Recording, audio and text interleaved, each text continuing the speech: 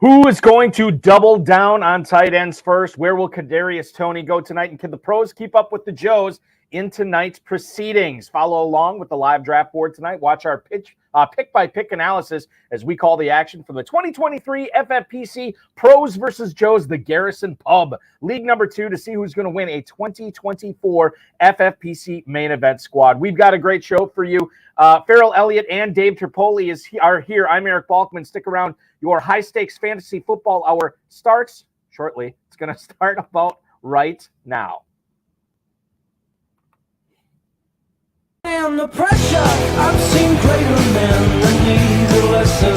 Broadcast live and heard around the world, you are now watching the most entertaining hour of radio on the planet. Welcome to the High Stakes Fantasy Football Hour presented by MyFFPC.com with your hosts Eric Balkman and Farrell Elliott. The High Stakes Fantasy Football Hour is your home for analysis from the best players in the world. And now, because no one else was available, here are Eric Balkman and Farrell Elliott. Solace in the scripture, are we not all our father's sons? I became a man, nobody ever told me what a man was.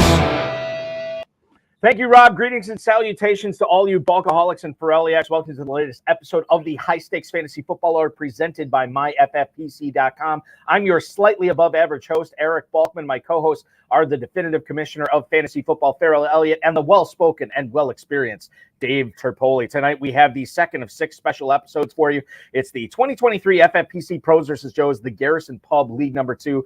Draft tonight, we'll be covering it for its entire duration. Shout out to the chat room right now. Post your questions you might have in there, whether you're watching us on YouTube, Twitter, or Facebook. Connect with us on Twitter at HSFFhour, at Eric Balkman, or at J Farrell Elliott. Dave is on Twitter at Dave Turp. Post on our Facebook page, facebook.com/HSFFhour.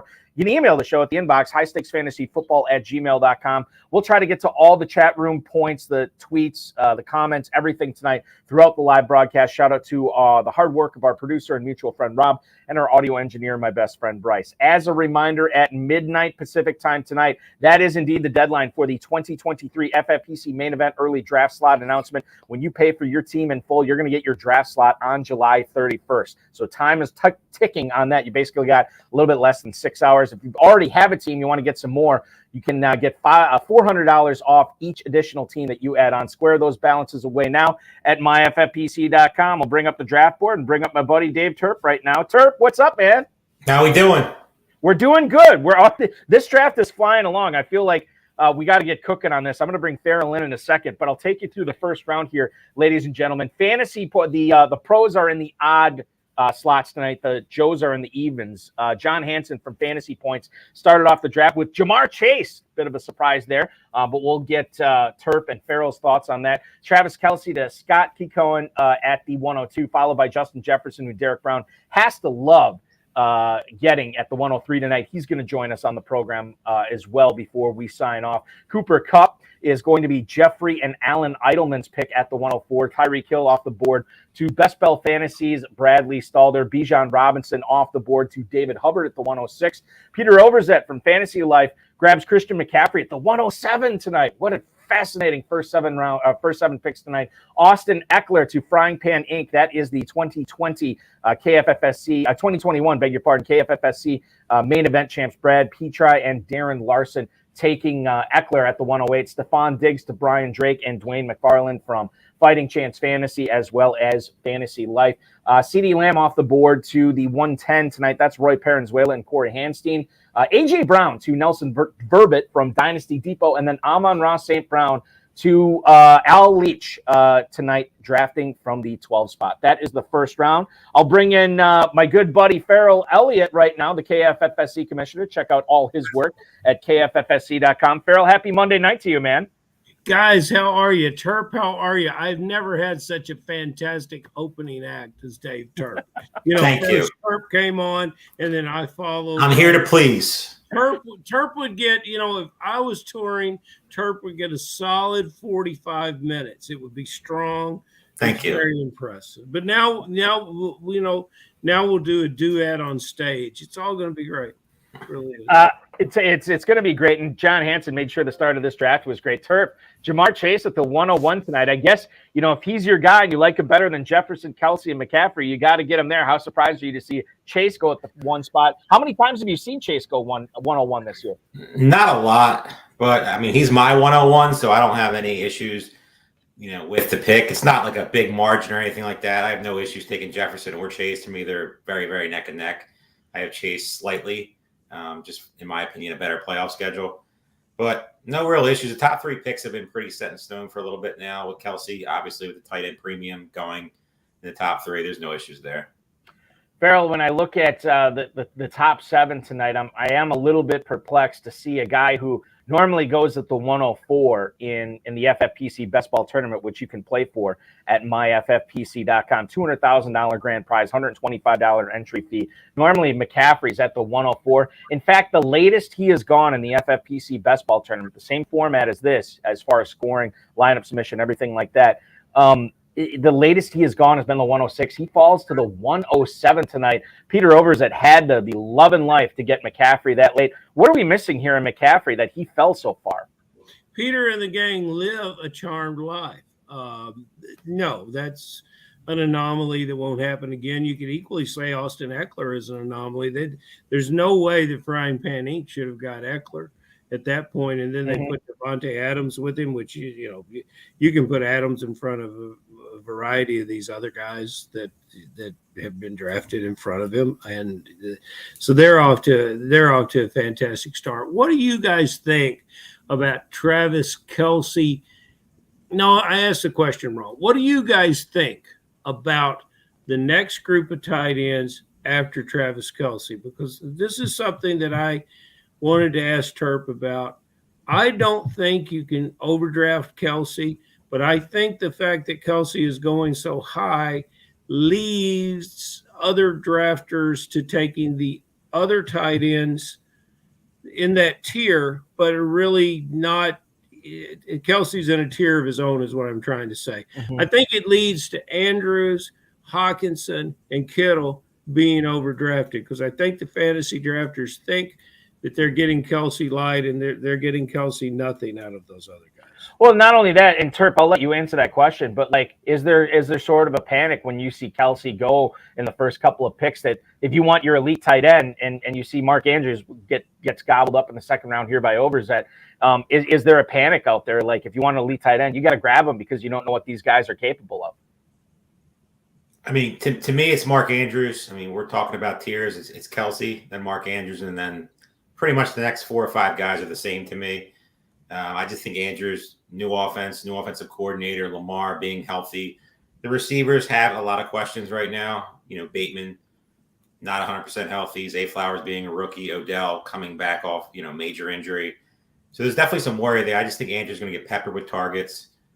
I think there's a path that he outscores Kelce this year.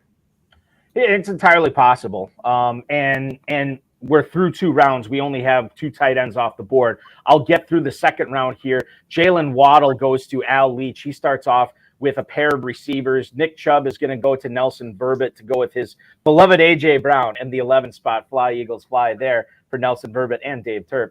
Garrett Wilson off the board at the 203 tonight. That's Roy Parenzuela and Corey Hansty in the FFPC Joes. Tony Pollard to Brian Drake and Dwain McFarland there at the 204. Farrell already told you Devontae Adams went to Frying Pan Inc. That's Petri and Larson at the 205 tonight. Mark Andrews to Overzet. Jonathan Taylor is the running back completion start for David Hubbard in the 106 tonight. Bijan Robinson and Jonathan Taylor there. Derrick Henry to Bradley Stalder right after that. Devontae Smith, another Eagle, goes off the board to Jeffrey and Allen Eidelman here at the 209. Chris Olave to Derek Brown from FantasyPros at the 210. Followed by Patrick Mahomes. Scott Keecohen gets the Kansas City hookup here at the first and second round. He gets Kelce Mahomes. We're going to talk about his third round pick here in a little bit because that one caught some people off guard. And there's still a big name off the board. There's still a big name looming that hasn't been picked yet, as Breece Hall was the final pick of the second round. He going to John Hansen from FantasyPoints. Jalen Waddle at the 201 tonight, Terp. Now, we don't normally – I'm going to look at the ADP on him. I feel like I don't normally see him go that high. 205. So he's more of like a mid-second round pick tonight. But Waddle's climbing. Do you think he's going to continue to climb as we get deeper and deeper into Pros versus Joe's coverage? I think he will. I mean, this is kind of a receiver-heavy room. No running backs besides the top three that are obviously going in the first round. So it's Waddle or Garrett Wilson, Devontae Adams for some people. I would have took Wilson personally, but I have no issues with Waddle going there. Farrell, our good buddy Rich Billieu is in the YouTube chat right now, and he wants to know Devontae Adams going to Frying Pan Inc. here at the 205. Do you think the positive news on Jimmy Garoppolo makes Devontae Adams actually a little bit more valuable this year? Yeah, especially if you're a fantasy drafter that walks around in a white coat like a doctor and are very much interested in, And look, we keep talking about all ball players. They've got doctors, they've got training staffs, they're trying to get better. Let's hope that Garoppolo can stay healthy. Garoppolo is a dependable delivery system for Adams to catch the ball. He'll get the ball where it needs to be. And Adams is always where he needs to be. It's a great combination. And last night, speaking to the Raiders, I got a nice email from our friend Josh Latz. Josh Latz, absolutely. From Friday. Drafted from the 11 spot last night in Pros versus Shows 1. He did a very eloquent very, very eloquent proposal on why he went with Robert Woods and Hunter Renfrow late in the draft. But when you get past and we haven't last night, we didn't talk about the rookie tight end with the Raiders, Meyer, at all. There's some fascinating things happening there, and there'll be some fantasy points scored in that situation. Naturally, I don't like any of these guys as much as Jacobs decides not to come to work. Yeah, and that was the other big thing too. Dave the Dizzle Gerzak already chiming in that Jacobs left Vegas. Perhaps what he should have been doing is gone on a big bender and living it up in Vegas right now, Nick Cage style, like as in leaving Las Vegas.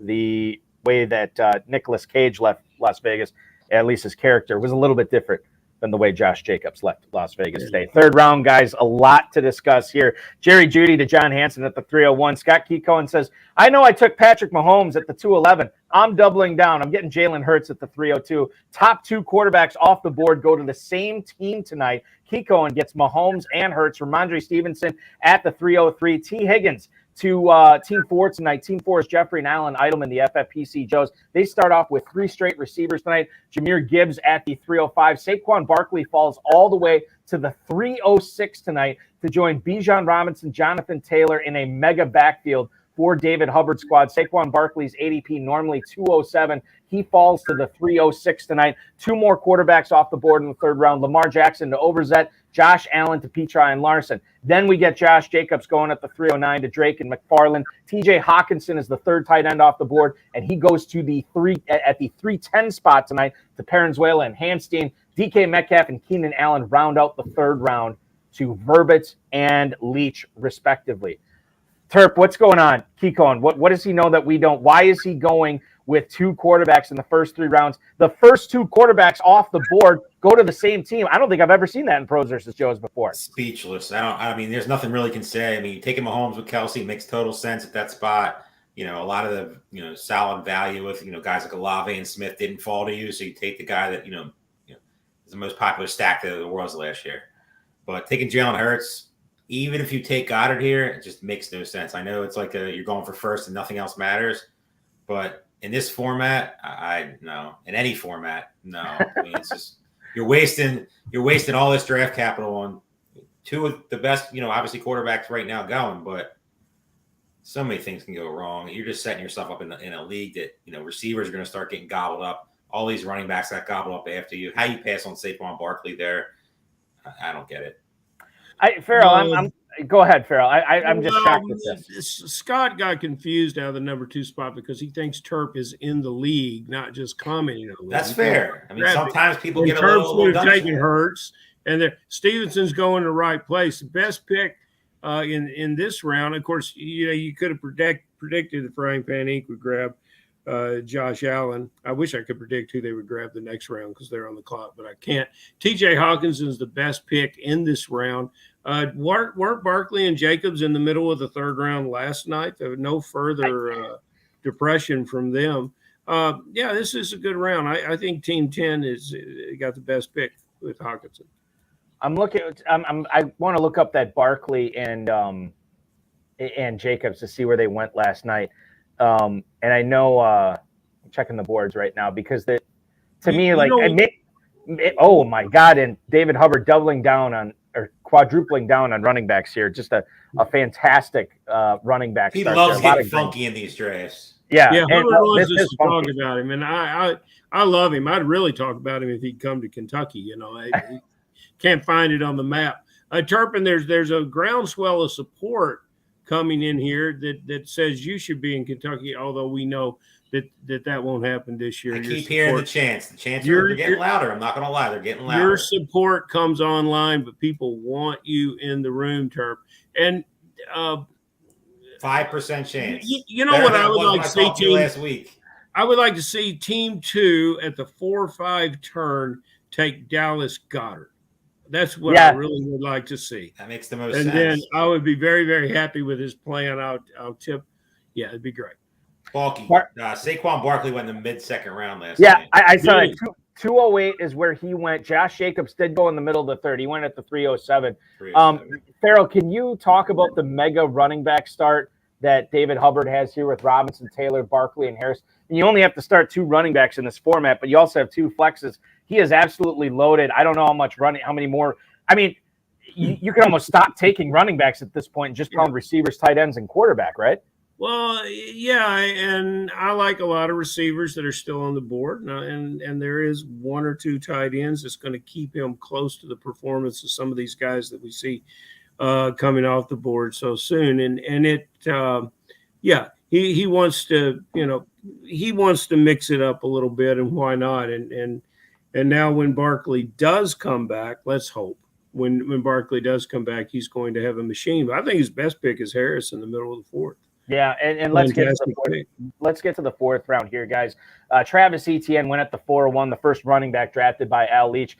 Joe Burrow is off the board as the 5th quarterback drafted to Nelson Verbit in the 4-2 slot. Joe Mixon is the first running back drafted by Team 10 tonight. Team 10 is Parenzuela and Corey Hanstein there. Then you're looking at Calvin Ridley joining Stephon Diggs for Drake and McFarland. A true rainbow start for Petri and Larson. George Kittle joining a quarterback, a receiver, and a running back on that team for that start. Peter Overzet does not take a receiver until the 4th round tonight. It's the first time he's finally broken the seal, to borrow a phrase of what a lot of people call drafting receivers in this format is. Najee Harris to David Hubbard, Christian Watson off the board to Bradley Stalder.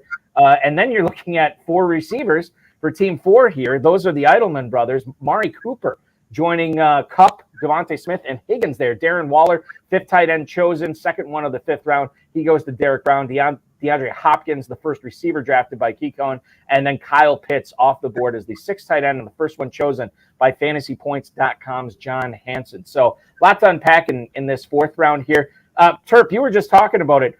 Pretty surprising to see Overzet wait as long as he did to take a receiver, unless what he does in social media is just all a ruse so he can surprise the other 11 people in Pros versus Somebody's got to be drafting this for him. I know he's got a live stream up right now, but there's got to be an imposter on the screen. 3 rounds, no receivers. It just can't be him. Overzet's wearing one of those Mission Impossible masks where he's wearing, one of the old RB bros are drafting for him basically in the 7th spot tonight. Really surprised to see that. Farrell, what did you make of no Dallas Goedert here to Scott Keekon, but Hopkins and McLaurin? Now, what do you make of that start, Mahomes and Hurts? I don't know if it makes it any more palatable, but certainly it's a nice diversification there. At least he didn't go with a 3rd quarterback in the first 5 rounds. Encouragement is what is happening in Washington with the moves that they're making there. McLaurin is the leader of that team, and a lot of things are going to go through him. I like that. Hopkins is in a real pivotal spot for what he's doing. And what I'll be interested to see is how many drafters, when we get into the late rounds, are going to take another shot with some Titans, because he's going to make that entire receiver core better. It's going to be completely different than anything you've ever experienced down there. The quarterback's going to be better. Henry's going to be better. Who got Henry tonight? Oh, Henry is late. And that's a team 5 is sitting there with some excellent running backs. You don't have to pick all running backs to get excellent running backs. Derrick Henry Derrick Henry's going to outscore most of the Team 4's running backs every week in that offense. So, yeah, Hopkins is 1,200 yards and 10 touchdowns in that offense. FFPC player Scott Hoyt checking this out on Facebook tonight, and he chimed in, and he loves the Team 4 start. That's Jeff and Alan Eidelman drafting from the 4. Now, through 5 rounds, they don't have any running backs here, as Farrell just alluded to, Turp. But you can make this work when you have that many targets on this team, and then you get Justin Fields, a running quarterback, at 504. You can kind of fill in the cracks with running backs here as we move later on. What do you think of Team 4 start? Team 4 and Team 5 are my favorites so far. I mean, Team 4, like you just mentioned, 4 great receivers, a quarterback that has QB1 upside if everything goes well. And then Team 5, who I just did a draft with Brad recently, exceptional start, Tyreek Hill, Henry, Gibbs, Christian Watson, Kenneth Walker. You know, you really can't go wrong with either of those drafts so far. I really like what's happening with Team 4 as well. Although I would have gone ahead and got a running back there, I wouldn't have gone Fields. And I had a couple calls from after the show last night. Guys wanted to talk about Fields and the fact that it's going to look much different this year than it did in previous year. And I think they want it to, but I don't know if it's going to look that way or not. So, you know, maybe I have downgraded Fields too much, but I don't want to pay this 5th round price for him. I don't think a lot of these drafters did either. I think I would have rather had Walker, Jones. I sure wouldn't have wanted Madison, but Walker or Jones there would have been my pick.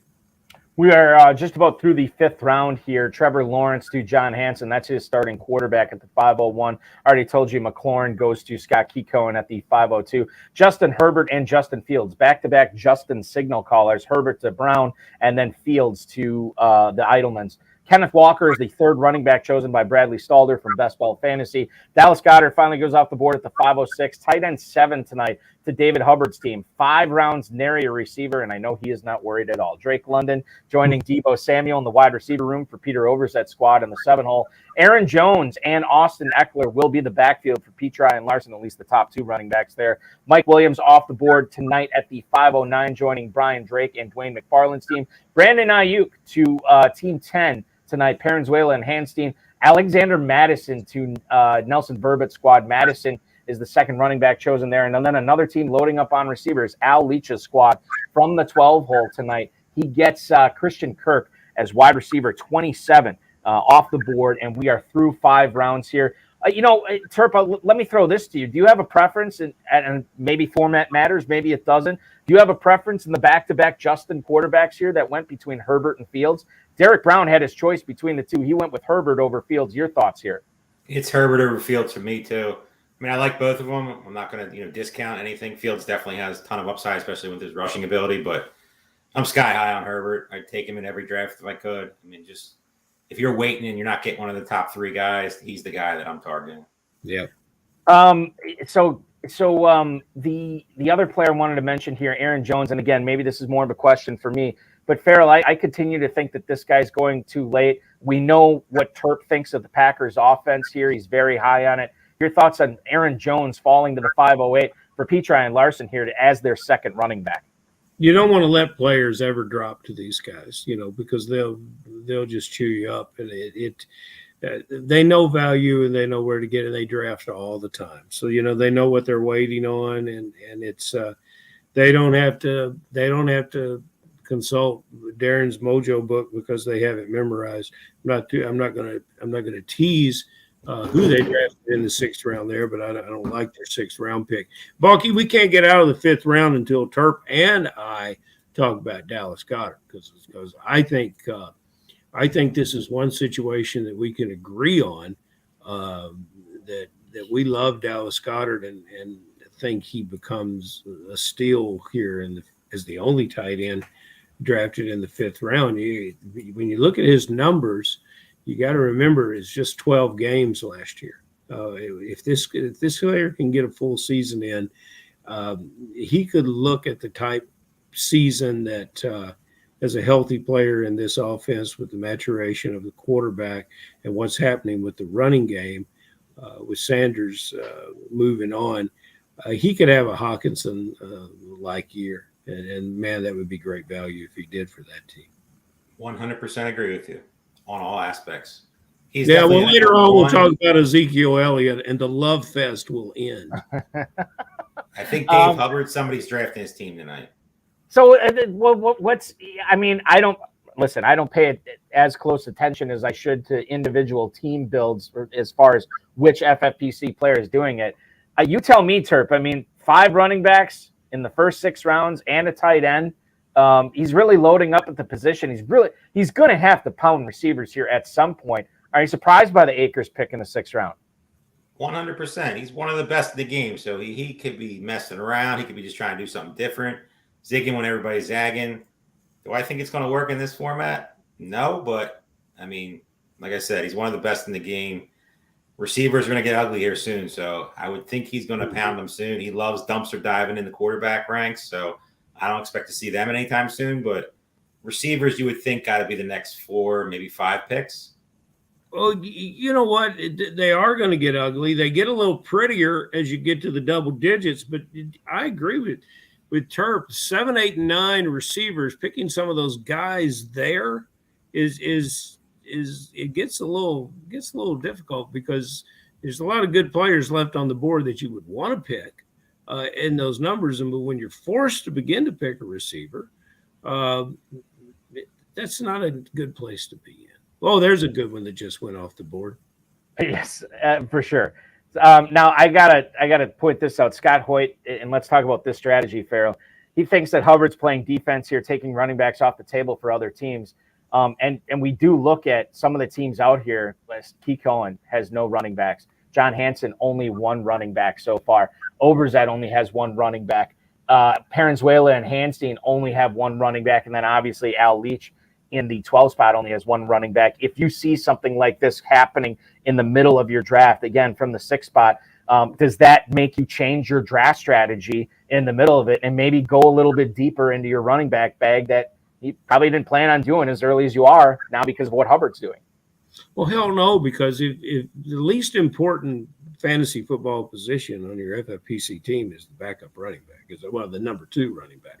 And so we're going to mix in a bunch of guys later on, and we'll find number 2 production that'll get us by. So, no, I don't necessarily need, especially Overzet's coming out of the 7 position? Yes. Yeah, well, when you have McCaffrey, and he'll probably do some things to protect McCaffrey's interest in his team, and then he'll go on and build some running backs that'll put together enough weeks where his number 2 running back will score similarly to guys that are picked into 3 rounds, 3 and 4 round, if you get enough of them, and he will, because he knows what he's doing. 3 Jaguars in a row is the strategy that Al Leach just took. Probably not on purpose, but it worked out that way. ETN in the 4th, Christian Kirk in the 5th, Evan Engram leads off the 6th round here at the 601. Bunch of wide receivers then off the board. DJ Moore to Verbit. Deontay Johnson goes to Parenzuela and Hanstein. Lockett to Drake and McFarland. Godwin goes off the board to Petri and Larson, and then Marquise Brown to Peter Overzet. We already talked about the Cam Akers pick to Hubbard. J.K. Dobbins, the 4th running back drafted by Bradley Stalder here in the first 6 rounds. Michael Pittman, that's the pick that Farrell likes so much. 5 receivers drafted by Team 4 tonight, the Edelman brothers. They have loaded up on the receivers, 5 receivers in the first 6 rounds, I should say. And then a bunch of running backs to end the 6th round. Damian Pierce to Derek Brown, Miles Sanders to Key Cohen, and then Rashad White, the 2nd running back drafted by John Hansen here. Okay, let's look at this 6th round. Farrell, you didn't like Petri and Larson's pick of Chris Godwin at the 605. Do you just not like Godwin in general this year as far as his ADP goes, or do you not like him as far as that fit on the team, the way that Petri and Larson are building that squad? I don't like the fit, and I've read some injury reports that I don't like what's going on with his body, and it's not that I don't like Godwin, but look, Brown went, Pittman went. I would have much preferred Pittman there. I just bragged on these guys being able to find value, and I think it belonged to Pittman as a true number 1 receiver with a good placeholder quarterback and a rookie quarterback that's coming in that when he plays will target him. Now, guys, what would have really been ballsy about team number 12, because I did not like his Keenan Allen pick. I would have preferred Calvin Ridley, Deebo Samuel, Watson or Cooper. I like all the guys in the 4th round better than Keenan Allen. But, if he had gone Calvin Ridley, he could have then had a superfecta of it would have been great. He could have had 4 Jags in a row. And, anyone associated with the Jags will agree with team number 12. They think they're going to win it all this year, too. So this is great. And Terp, you obviously love ETN in the 4th round this year. Big fan. Nothing wrong with that. I would try to figure out a way to get the quarterback, but they really never had the opportunity to do so.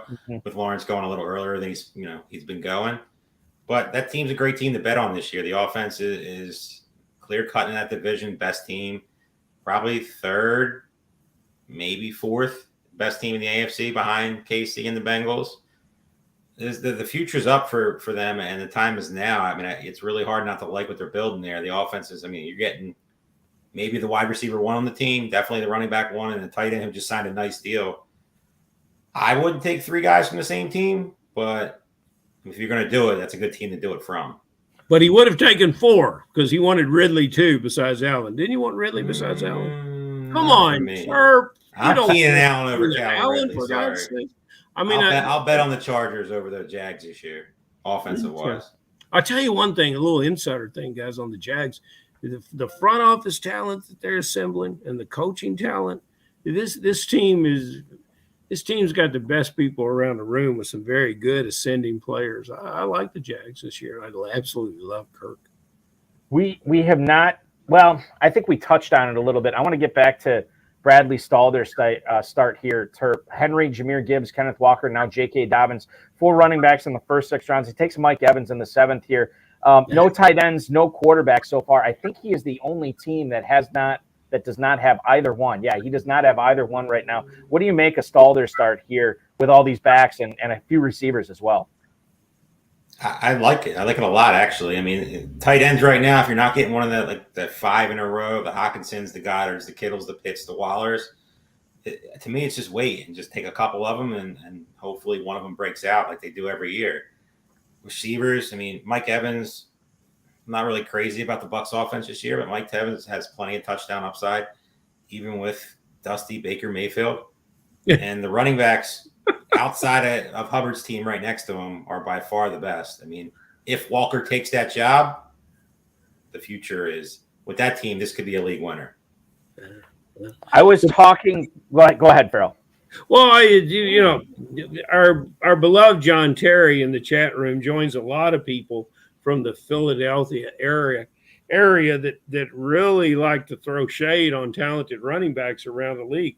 And I really want to hear Terp's idea of Derrick Henry because now with my belief in Hopkins of what that's going to do with the offense, they're going to move the chains and they're going to have different down and distances and they're going to be in the red zone more often. And if you look at Derrick Henry's stats, all fantasy drafters say, I would rather be 1 year ahead of before Henry doesn't play well or something like. When have you seen Henry not play well? And you've got 300 plus carries. Even if you don't get 350, you got 300 plus carries. The guy caught 33 balls last year, 33 balls. And the safety, the safety that's going to move to Hopkins' side is going to free up the middle of the field. Now all he has to get past is the linebacker.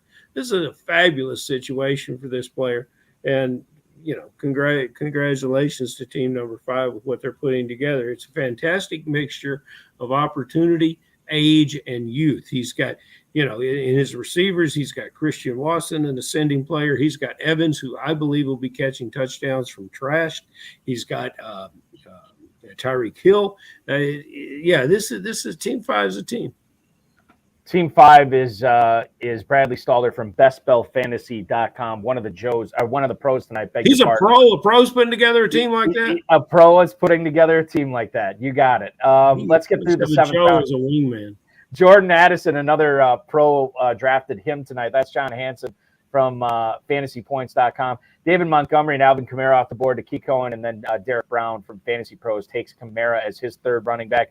Deshaun Watson joining Justin Fields on Team Idleman here. Watson and Fields, I believe that is the 2nd team to double up on quarterback. So they have They drafted the 8th quarterback off the board. Nobody took another one for a couple of rounds, and now they get the 9th quarterback off the board here at the 704. Bunch of receivers here. We already talked about Evans to Stalder. George Pickens is going to be the top receiver, or at least the first drafted receiver by David Hubbard tonight. Jackson Smith-Njigba right after him as the 4th receiver for Peter Overzet. DeAndre Swift going to Frying Pan Inc. Pat Freiermuth starting at tight end for Brian Drake from Fighting Chance Fantasy. PFF, and then Dwain McFarland, who's sharing that team with them from Fantasy Life. James Conner, Javonte Williams, and James Cook off the board tonight. Conner to Parenzuela and Hanstein, Williams to Verbit, and then Cook to Leach to complete the 7th round. Farrell and I were talking about this last night. I said I was kind of surprised that Javonte Williams isn't moving up further in drafts because of the news that he's not going to be placed on PUP. Farrell said, it's a Sunday draft. You got to wait till Monday, Balky, and he's going to start climbing. Well, sure enough, he was an 8th rounder. I think he was an 8th round pick last night. Tonight, he's moved up to the 7th round. Terp, how high is he going to go? Could he be a 5th round pick before too long? It's possible. I mean, all the news is positive. I mean, I still have had my doubts and will continue to have my doubts until shown otherwise. I don't think you're going to see much of him in preseason. Yeah, he might be out there practicing a little bit and messing around, but he's not playing any preseason games. So you're never going to get your eyes on if he's actually ready or not. To me, 7th round Javonte Williams is not a winning proposition. I know a lot of people are coming out saying, oh, all the news is bright. They have nobody else. They just have P. Ryan. They would have put him on the PUP list if he wasn't ready. That's all true, but Javonte Williams is not for me. I said I wouldn't have any shares of him, and I don't think that's going to change anytime soon. Farrell, the news that we got today, and I hope that Nyheim Hines has a fast and speedy recovery. Certainly, what a freak accident that was. That's devastating. It just horrible. But James Cook, I'm wondering how this affects him. Farrell, do you expect Buffalo to go out and sign somebody? Perhaps James Cook's brother, Dalvin Cook, or should Cook be rising up right now because of no Nyheim Hines? Oh, and guys, I apologize. I did not. Will you edify me as to the situation of Nyheim Hines? I was in the cardiologist's office all day with my mom. I can tell you all about the benefits of metoprolol, but I don't know anything about Nyheim Hines. It sucked. He was basically sitting on a jet ski, stationary on a jet ski, and he got hit by another rider on another jet ski and tore his ACL. So he's out for the year. Could have been way worse. It could have been way worse. That's true. But hopefully he'll be back in 2024. But Farrell, he's not playing for the Bills in 2023. Okay, well, yeah, the Bills and they'll look over these available running backs, and that would be an attractive landing spot for any available running back. So yeah, there's guys there that will come and play. The Dizzle is on fire. Yes, yeah. I'm not. To be clear, I'm not advocating like, oh, this is a big fantasy loss for Hines, but I'm wondering what it does for James Cook's status. Well, yes, it elevates Cooks, but you take the market and bring in a new player, and now everybody changes. And they had a spot in their mind for Hines. They were invested in him. He's a good player. Now your complete board changes as what you expect out of all the other players based on who you sign.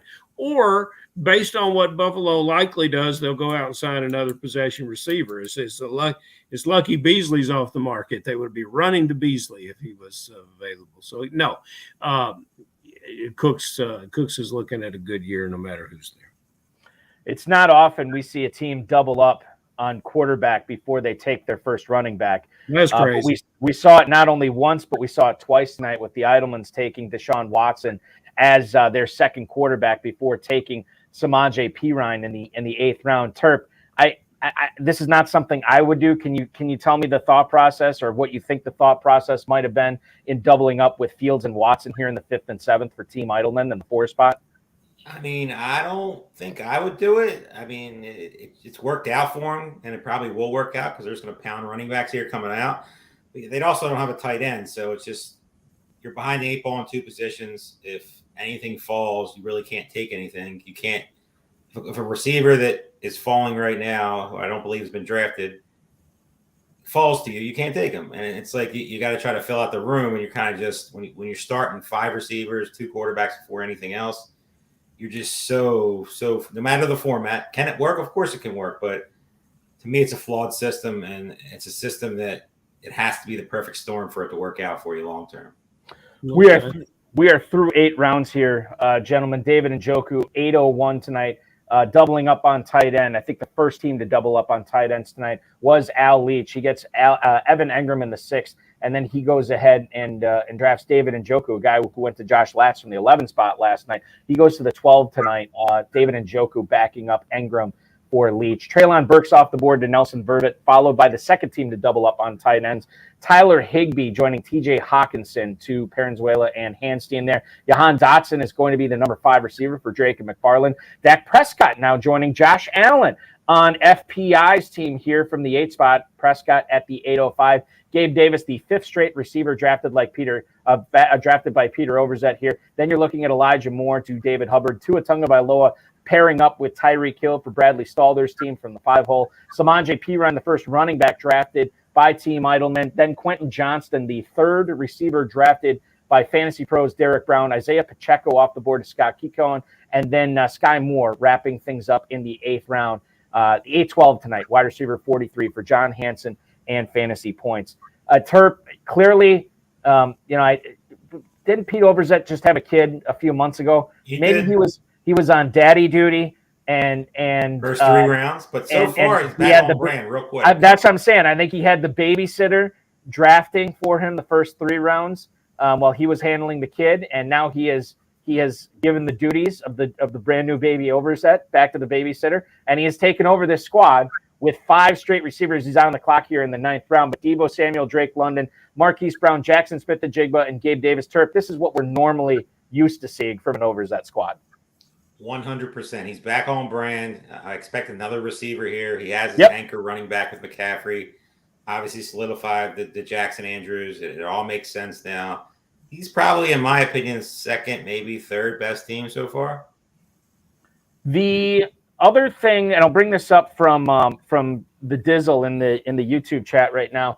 He points out how Derek Brown and Petri and Larson both have taken backup quarterbacks when their flex still needs to be addressed. Farrell, I'll let you weigh in on this and wax poetic on it. Where do you fall in on that? Are you with Dizzle, or can you see the method of the madness here?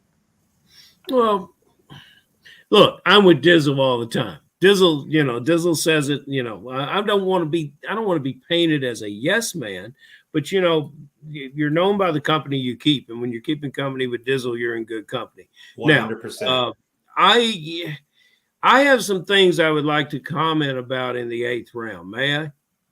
Go for it. I think you right now. I think that's the turf. That's dangerous too. This is fantastic. You want to have our Ezekiel Elliott cover? No, not yet. All right. Well, all right. Now look, we're ruined.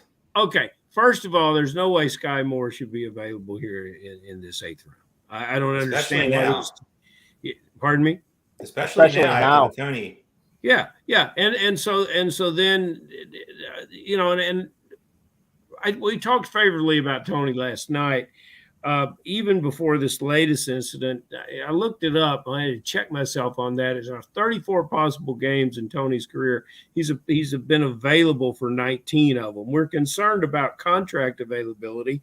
Let's get a little concerned about injury availability. Let's talk about the Kansas City Chiefs, because after Kelsey last year, their leading receiver was Smith-Schuster, and I believe he caught 78 balls. Somebody's going to step into a similar role and do it, and it may be more. And then Pacheco, team number 2, when they took Pacheco, that was just fantastic. They followed it up with Tony, and I immediately lost all respect for him.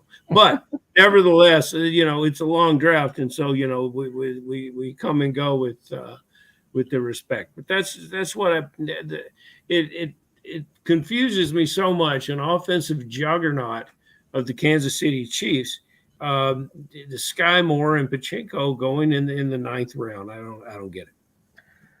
We're through the 9th, guys. There's some picks here that we should discuss here. 4 quarterbacks go off the board this round, including 1 tight end, only 3 running backs. Rashad Penny, one of those running backs. He goes with Breece Hall and Rashad White to John Hansen's fantasy points team. Kadarius Toney, a player we're going to talk about, player we have been talking about already. Want to get your thoughts on him going to Scott Keycohen here. Again, Kansas City stack in full effect for Team 2. Daniel Jones, second quarterback drafted by Derek Brown. A.J. Dillon off the board to Team Idleman, followed by Anthony Richardson. Back-to-back quarterbacks here, Tagovailoa and Anthony Richardson to Bradley Stalder.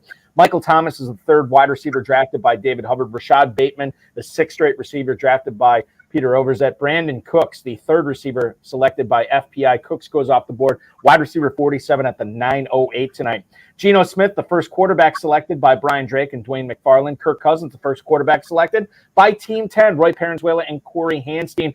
Dalton Schultz off the board as the first tight end selected by Nelson Verbit and Antonio Gibson, wrapping things up here in the 9th round to Al Leach. Kadarius Toney, a player that tweaked an injury, that now he's hurt. He's probably going to be missing some time in the preseason. This is something, Terp, that we've been very used to seeing last year and even with his time with the Giants.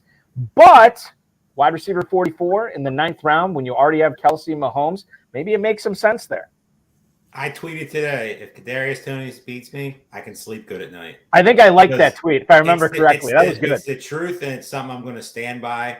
If he beats me, he beats me. There's a talent there. Obviously, the talent's there. No one will ever get that Dallas game out of his mind where he was just juking everybody, just a monster on the field. But let's just call it what it is. He can't stay healthy. And the only reason he's getting drafted in the 9th round tonight is because he has Patrick Mahomes. If Kadarius Toney was on some other average team, he's 13th, 14th, 15th round.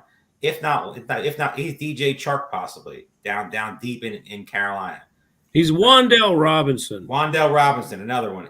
But he's with Patrick Mahomes, and they don't really have anybody else, so he's getting pushed up. To me, you bet on talent, and I get all that stuff, but you're taking a 9th round Toney over some of these other guys that to me are just better and just as good at spots. I'm passing on Kadarius Toney. It's not something I was doing a lot early. I mean, I was probably like average with the field, but I'm glad I don't have many big spots yet because as of now, and I don't believe it'll change, he will not be on many of my teams. For FPI guys, they really jumped back here in the 9th round because they've got a number 2 receiver in Brandon Cooks, and they got him in the 9th round, and I think that's fantastic drafting. Thomas and Bateman, you can make arguments, but Cooks would be my guy here.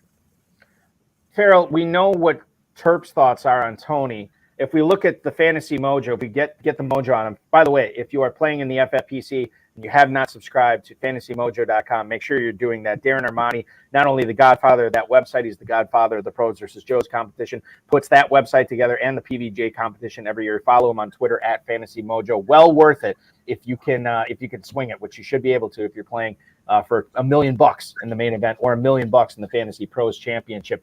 The Mojo on Toney coming up before the injury announcement was 701. So you're basically getting 2 rounds of value here that Keycohen got. And when you consider the stack possibility here with Kelsey, Mahomes, and Toney, 2 rounds of value, I have no problem with that pick there, Farrell. Your thoughts?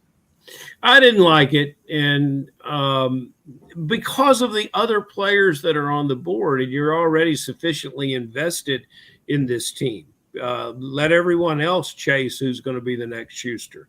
There's reasons to like all the cheap players, including Toney.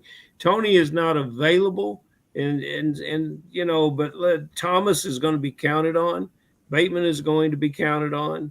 Cooks is in a fantastic position. Why not? Those guys are all looking at 75 catches, and if not more. There's no reason to keep investing in that team. You've already got the best parts of it. That's what I'm saying.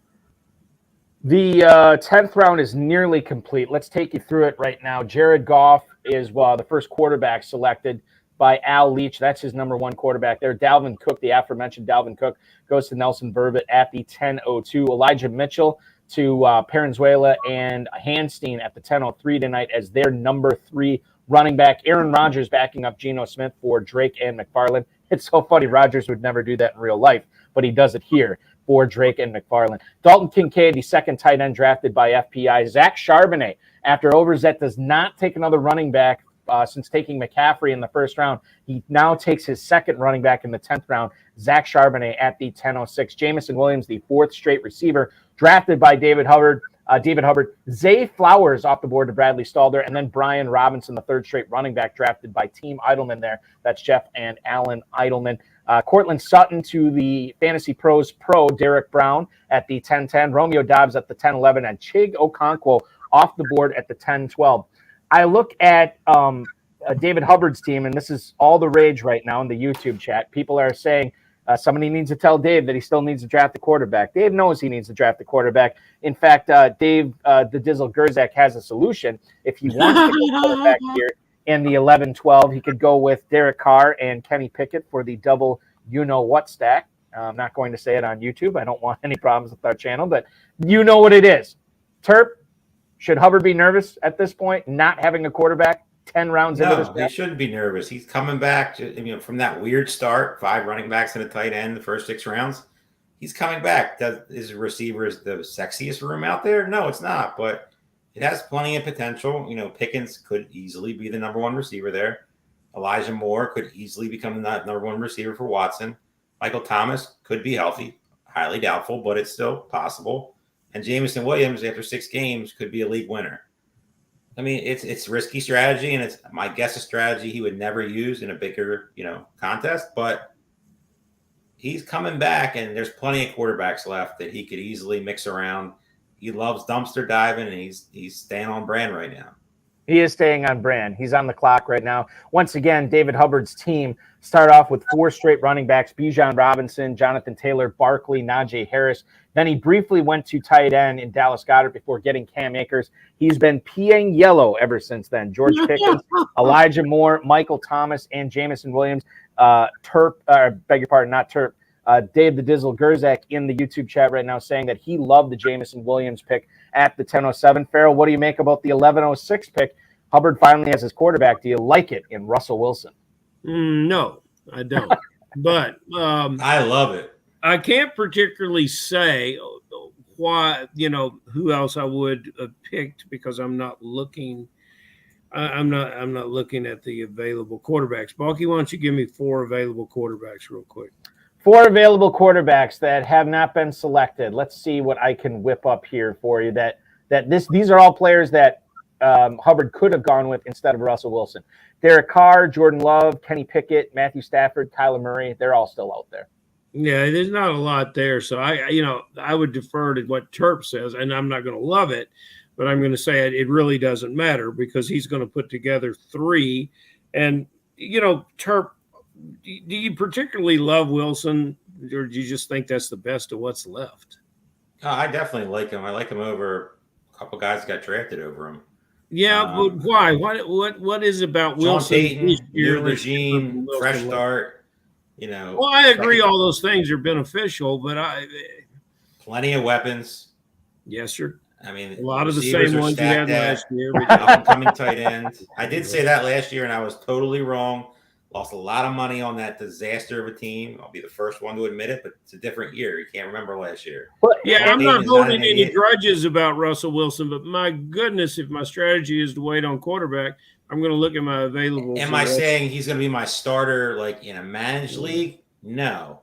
But in a best ball league where you can easily drop 3 guys out there, to me, he's the perfect guy with plenty of upside that you saw at the end of the season.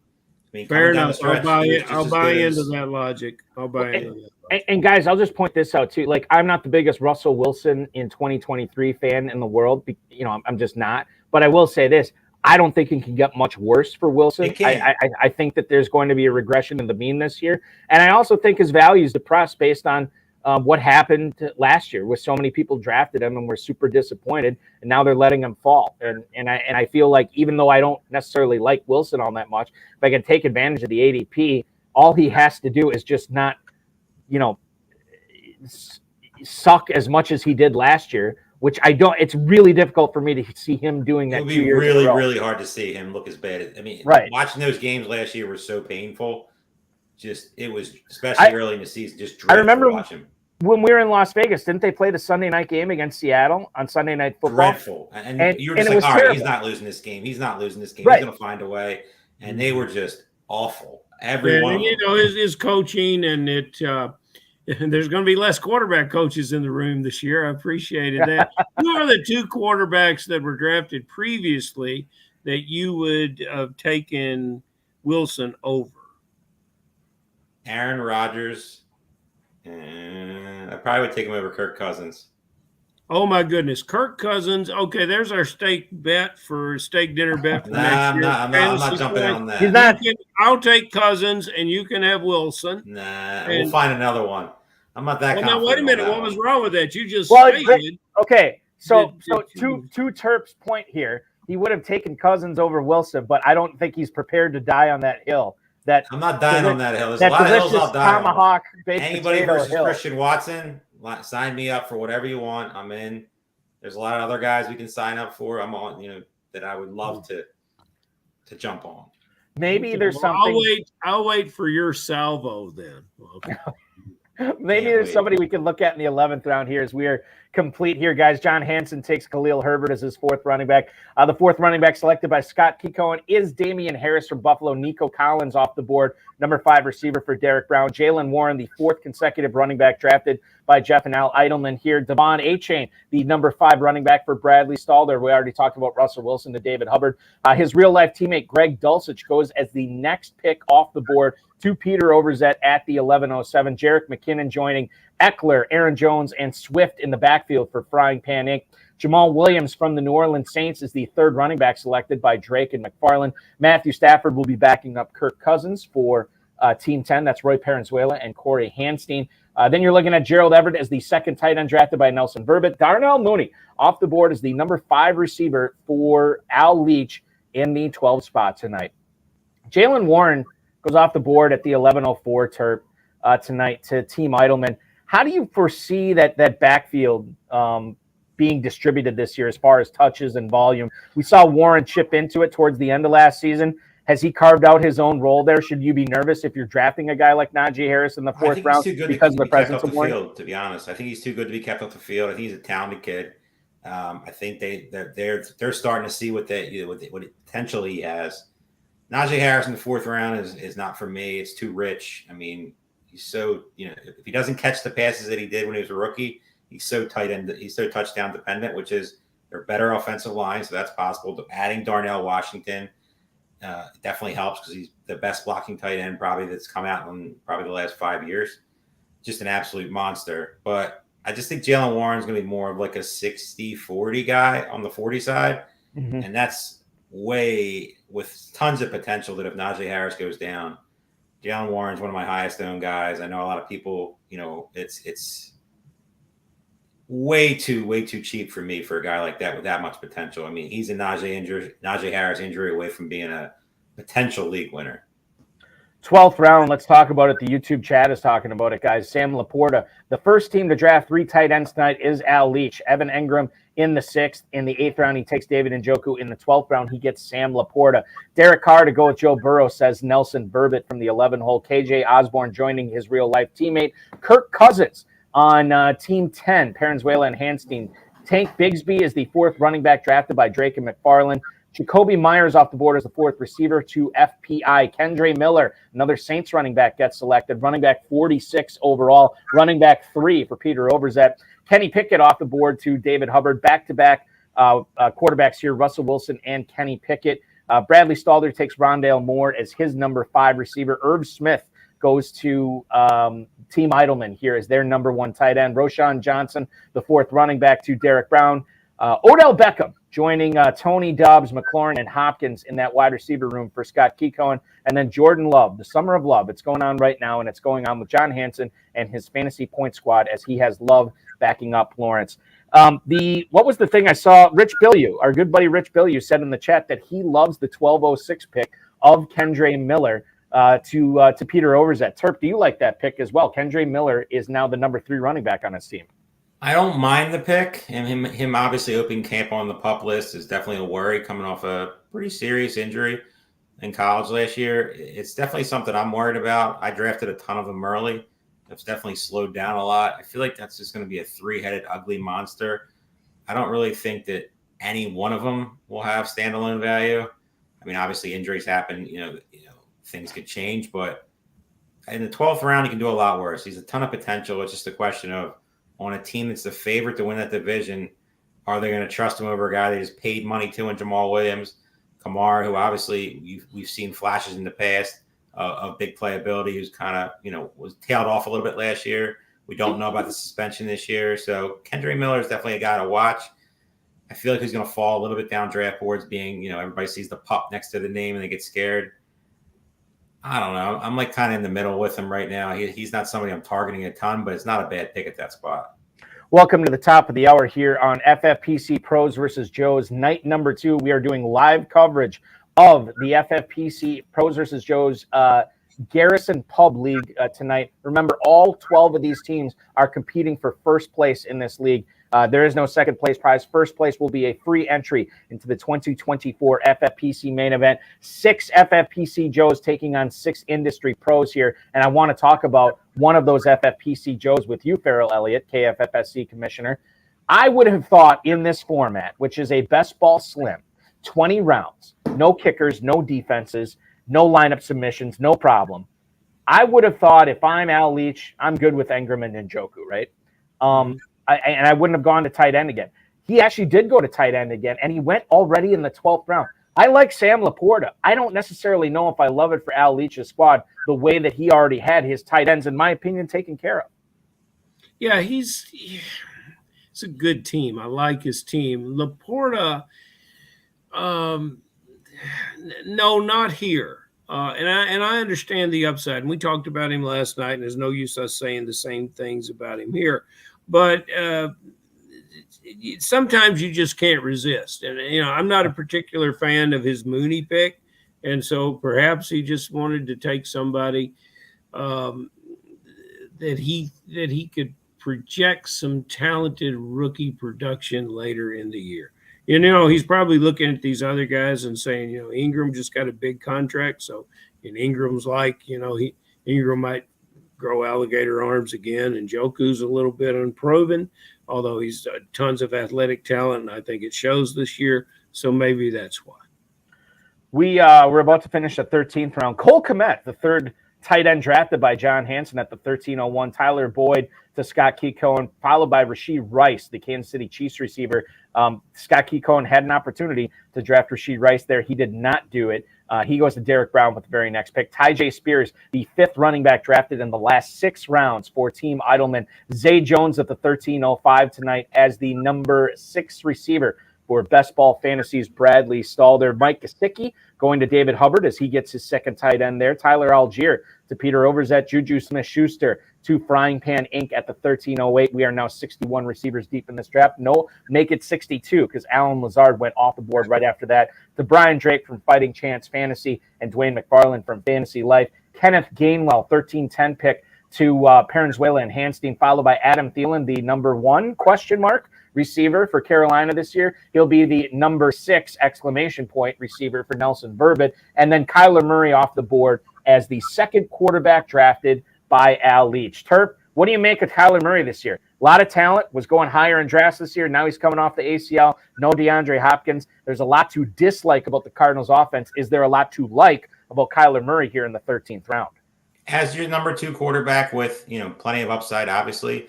Coming off the injury does scare me, though. There is a world where he does not play this year. Mm-hmm. I think that's not out of the realm of possibilities, and that's scary when it comes to the best ball format. When you're usually, with Kyler Murray, you're usually probably going to go with a 3 quarterback build. And with Jared Goff as your number 1, it's definitely a dangerous and a wild card situation. If he plays, and if he plays early in the season, it could be one of the best values in fantasy football right now because they are going to be terrible. And they are going to be Kyler Murray is fun to watch on the field. I personally think he's a terrible quarterback, but it's the rest of the hours of the week that make him. From the neck up, I think he's just a 0 out of 10. Yeah, but talent-wise, you've seen flashes. He's shown plenty of big playability. Will he still be running the ball after coming off the injury? You don't know. Could they be trying to tank for Caleb Williams? You don't know. There's a lot of I'd rather just mix around the position players that are a little ugly. The Trey McBrides, the Rondell Moores, Marquise Brown, James Conner, etc., and not bet on a quarterback who might not even be interested in playing. You just got to make sure that that Call of Duty needs to take away those double points weekends or whatever it is, because then Murray will be engrossed in the playbook. He will be ready to play. He won't have to be worried about Call of Duty and getting those extra power-ups or whatever it is. I don't know. I got to ask my kid about, not that my kid plays Call of Duty, but my kid probably knows more about Call of Duty. Terp, you don't play Call of Duty, do you? No, I haven't played a video game in probably 20 years. Yeah, that's where I'm at kind of too. Like I have friends that still play, but I kind of gave it up. It just, I don't have time for that anymore. Exactly. That's my point. It's not because I disliked it. I still love playing it. I just don't have a chance to anymore. I do have a chance here. I can't wait for the show to end because I'm going to get on a Call of Duty and rock it. It's going to be great. Hey, can I talk a little bit about FBI? I would love for you to talk about FBI. That's Brad Petri, Darren Larson, the 2021 KFFSC main event champions that are drafting from the 8th spot tonight. I thought they went off tilt a little bit in the 6th round, but I love what they put together. Every pick they've made since the 9th round, I think, is fantastic, and especially in this format. And then they got these tremendous veterans, but look at the rookies that they put together. And Balky, you can go through the players, but I love the receiver that they took in the 14th round. Yeah, that was Mingo from Carolina, who went essentially 6 picks after Adam Thielen went. FPI has Josh Allen and Dak Prescott at their quarterback position. Eckler, Aaron Jones, DeAndre Swift, Jerick McKinnon at running back. Devontae Adams, Chris Godwin, Brandon Cooks, Jacoby Myers, Juju Smith-Schuster, Jonathan Mingo at receiver, George Kittle and Dalton Kincaid at tight end. I really don't have a problem with the state. I mean, to me, Terp, there's no weak spots. I think they'll have to hit running back a little bit more as they get into the final 6 rounds of this draft. But I think this is a solid competitive team here. Yeah, the receiver room doesn't excite me that much, but everything else is very competitive, has a chance to take the top slot here. I mean, Adams, Godwin, Cooks. I know our buddy over here loves Cooks. I'm not really the biggest Cooks guy this year. Jacoby Myers, he's solid, not sexy. We all know what I think of Juju. He's a dust bucket. Love Mingo, though. Plenty of talent with Mingo. In my opinion, he'll be the number 1 receiver on that team. So I'm all aboard that pick. But the receiver room with some of these other powerhouse teams with receivers is definitely something that worries me. What is that phrase on Juju Smith-Schuster? Dust bucket. Dust bucket. Hey, Balky, would you read Terp the stats that Juju enjoyed last year? Just all right. I can do that. Juju Smith-Schuster didn't win anybody any leagues last year. But he's here in the 13th round, and what we want out of a 13th round wide receiver at this point is he scores about 4 times, and I think he'll probably do it. All right, so there's a caveat here. Now, bear in mind that while Juju Smith-Schuster caught 78 balls for 933 yards and 3 touchdowns last year, he was catching those passes from Patrick Mahomes. And he is moving on to Matt Jones, we think, this year. Perhaps Zappy at some point. We don't know. And I think that falls into the whole 13th round value. So I think you guys both have a case here. Smith-Schuster. Well, I've got a better case. But I'll ask Terp a question. In the 13th round, who's your favorite receiver? 13th round. I would have. So that would have been Tyler Boyd, Rashee Rice, Zay Jones, Juju Smith-Schuster, Alan Lazard, and Adam Thielen. Out of those 6, Terp, what's your favorite? And you can't say Smith-Schuster. Wow, that's an ugly round. Let me just get that out of the way right away. Juju, Lazard, and Adam Thielen are not guys I would draft on any single team unless I get auto picked. So we'll eliminate those 3. I would take Rice, especially with the Tony news. You have the upside potential with Patrick Mahomes. Tyler Boyd's serviceable. He's another guy that if something happens there. And I don't think Zay Jones is dead. I know people are writing him off. He is. And pretty much saying it's going to be the Ridley show and the Christian Kirk show and the Ingram show, ETN. And people are just forgetting him. Zay Jones was a player. Zay Jones was a league winner last year.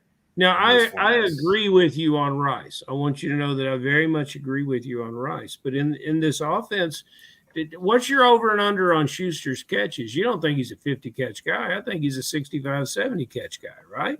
I don't see a world where he catches 70 passes on that offense. Okay, all right. Let me interrupt here because I just fought for you, Terp, on this. Now, keep in mind that while he won't have Patrick Mahomes throwing him the ball, he doesn't have to fight for targets with Travis Kelce either. Yeah, and he's got a rookie quarterback that no, he doesn't have a rookie quarterback. He's got a quarterback that must ascend this year. I just think the public is down on his quarterback, and I think that the quarterback's going to be a little better, and it's going to go through Schuster. I am not saying he's a world beater, but we're in the 13th round, and we're trying to. In the 13th round, he's not a terrible pick. I'll say that.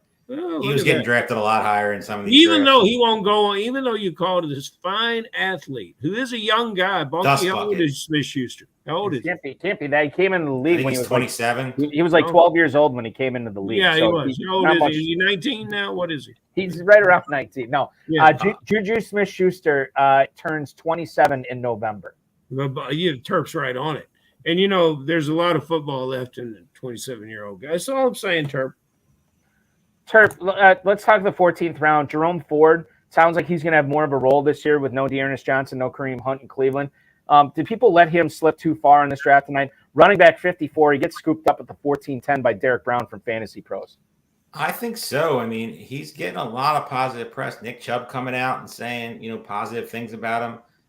There will be a role for the running back, too, in this offense. I'm not sitting here saying it's going to be Kareem Hunt level or anything like that, but he's getting so much positive press, and there's been no talk at all of them adding anybody. None of these Lenny Fournettes, none of these Dalvin Cooks, none of the Zekes, none of the guys that are available have even been mentioned going to Cleveland. So he's definitely a guy that, should be drafted higher, in my opinion. I mean, he's a Nick Chubb injury away from being probably a 50-50 guy. You would think they would add somebody. But for a handcuff with plenty of upside, you can do way worse than Jerome Ford.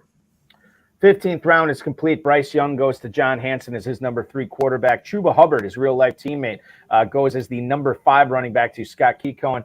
Jelani Woods, after that, to Derek Brown. Then you're looking at Jeff Wilson to Team Idleman. Pair of tight ends after that. Taysom Hill is the second tight end drafted by Bradley Stalder. Trey McBride off the board as the third tight end, to David Hubbard. Deontay Foreman is the number 5 running back drafted by Peter Overzet, the 57th running back overall going in the 15th round tonight.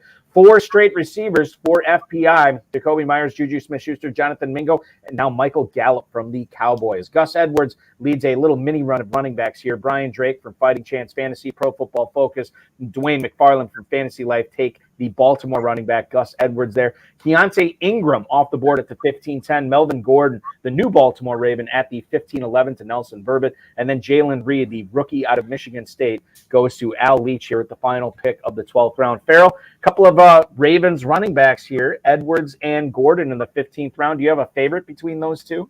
No, I don't. I really don't.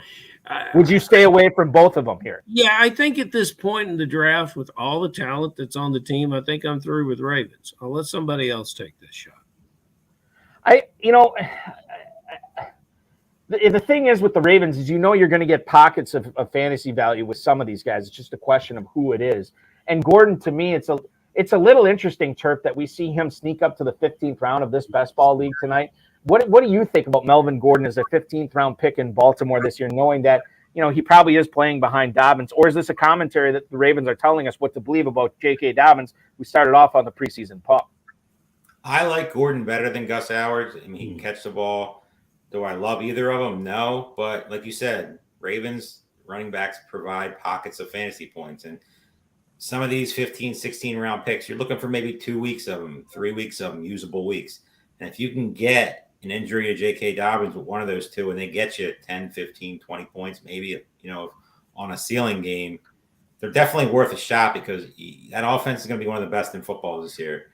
And if Dobbins has any lingering injuries or anything like that, one of these two guys are going to have value because I can never see a world where they put some young rookie in there or some, serviceable undrafted free agent. It's going to be Gus Edwards or it's going to be Melvin Gordon. So I feel like mixing in one this late, you really can do no wrong with that. I would answer Melvin better too, I suppose. But what I'm saying is at this point, I might draft some of the unemployed running backs. Because I know if they get signed, they could do the same. Leonard Fournette, I would agree with you there. The rest of them, probably not. Well, we're ready to talk about Ezekiel Elliott anytime you want, Turb, just because I know it gets you so excited. But those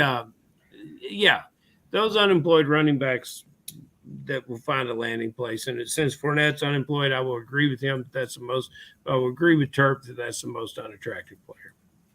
Farrell, tell me about Derek Brown, who's on the clock right now in the 16th round.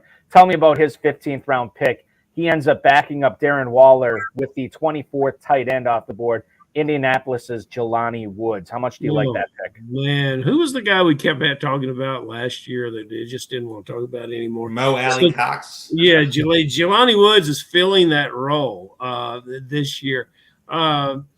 There's no use me saying anything about him because every fantasy player knows the same thing, and we're just betting that he will become a different kind of player between the 20s, and we haven't seen it yet on a team that was awful needy for help. So, I don't know who's going to unlock this in him. I'm not familiar enough with the coaching changes or the locker room to know who's getting inside Jelani Woods' head and making him realize that he's a unicorn at the position with all the skills that with all the physical talent he had. If he could just match that with receiving skills, what an excellent player. 16th round is about to be completed, guys. John Mechie, right after Jaden Reed goes to Al Leach, he gets John Mechie at the 1601. Isaiah Hodgins off the board at the 1602, followed by another Kansas City Chief wideout. Marquez Valdez-Scantling to Parenzuela and Hanstein. C.J. Stroud is the third quarterback drafted, followed by Chase Brown, the number 5 running back selected tonight. Michael Mayer off the board is the third tight end. Donovan Peoples-Jones to David Hubbard as his number 6 receiver, beg your pardon. Curtis Samuel loading up on the receivers is Bradley Stalder. He gets another one here. 74th receiver off the board, and he gets Curtis Samuel at the 1608 tonight. Out of the last 5 picks for Team Idleman, 3 of them have been tight ends: Irv Smith, Dawson Knox, and now Isaiah Likely. Clyde Edwards-Helaire off the board. Shout out to hashtag Aiden LaCory there. 1610 is Clyde Edwards-Helaire to Derek Brown from Fantasy Pros.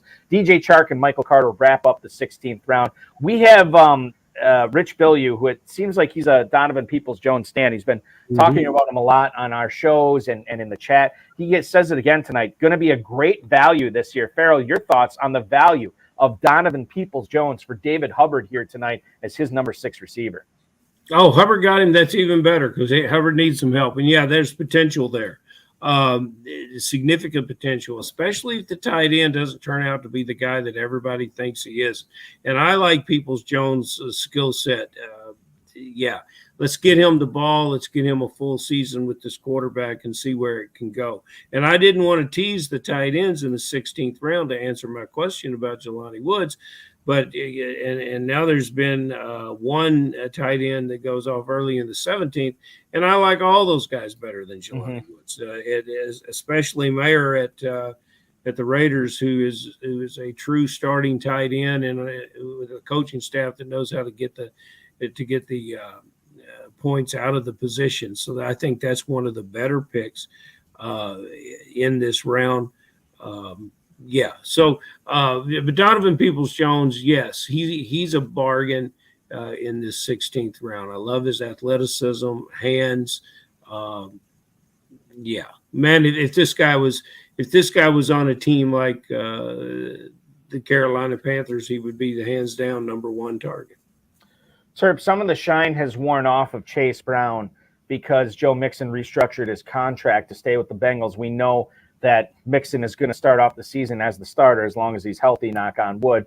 What is Chase Brown's new value? Is he simply an injury away guy, or would you prefer a guy like, I believe it's Travion Williams is the other guy in that Cincinnati backfield? I mean, either one of them you got to take some shots on. I mean, do I like one more than the other? I'd probably say Chase Brown a little bit. But the problem is with a team like Cincinnati, that they would add somebody if something happened to Mixon. I don't see them just giving the keys to a rookie with no draft capital whatsoever and a guy that's been hurt pretty much his whole career. If something happens to Mixon or he gets a little nicked up in camp, I've said it on every show that we've done. To me, that the Cincinnati Bengals is a nut spot for a running back because Mixon's not going to play every down. You saw last year they don't want to play him every down. He restructured his contract, which people might say, oh, that's great, he's going to be back. But if they loved him so much, he would be restructuring anything. So to me, one of these guys on the street is going to end up there and have value.